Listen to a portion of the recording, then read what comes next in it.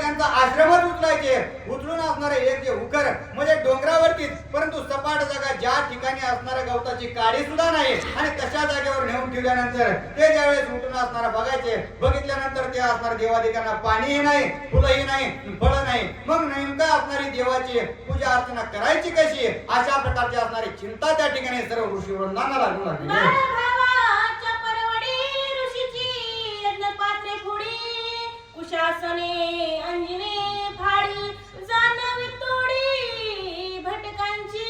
आणि अशा प्रकारे हनुमंतराव पुन्हा काय करू लागले, जे असणारे ब्राह्मण वृंद त्यांचे असणारे सामर्थ्य शक्तीने पुन्हा आपापल्या जागेवर आपला आश्रम आणायचे आणि पुन्हा असणारा त्यांचा यज्ञ चालू करायचे. यज्ञ चालू केल्यानंतर असणारा हनुमंतराय एकदम बारक स्वरूप धरायचं, पळत पळत जायचं. त्यांची जे असणारं गवताचं आसन करून बसले ते आसनच ओढून घ्यायचं. पुन्हा असणारा जी काही जाणवे असणाऱ्या गळ्यात घातलेली असतात ती ओढून यायची. जी असणारा दूध असतं म्हणजे असणारं तूप असतं, त्या तुपामध्ये टाकलेले जे काही चमचे आहेत ते चमचे सुद्धा पळून घ्यायचे, मंडप फाडून टाकायचा.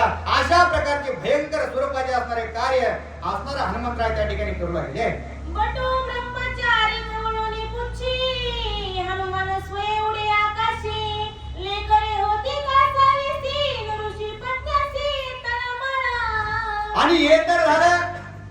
पुन्हा असणारा काय करायचे, एखादा जर असणारा ऋषी असं असणारं पात्र वगैरे फोडले आणि त्याला जर हनुमंतरायाला जर असणारा तो ब्राह्मण बोलला किंवा ऋषी जर बोलला तर त्याची जी काही असणारी 2-4 लेकरं आहेत ती लेकरं घ्यायची, शेपटामध्ये गुंडाळायची आणि उंच अशा प्रकारचे असणारं शेपूट करायचं आणि त्याला असणारं भेटवायचं. ते बघितल्यानंतर जे काही त्या लेकराच्या माया आहेत त्या सुद्धा असणारं हळहळ करायच्या.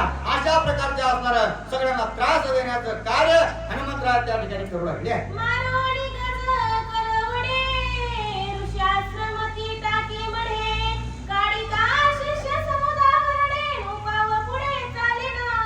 आणि पुन्हा एखादा जर खवळला, अरे असं कमून करतोस तसं कमून करतोस असं म्हणलं की मग त्याच्या असणारं लेकर नाही, काय काहीच बघायचं नाही. जे असणारं जंगलात जायचं, हत्ती वगैरे असणारा मारायचा किंवा मेलेला असणारा एखादा जीव जंगलामध्ये सापडला त्याला उचलायचं आणि त्यांच्या दारामध्ये आणून ठेवायचं. मग आणून ठेवल्यानंतर त्याचे असणारे भयंकर अशा प्रकारची घाण सुटायची.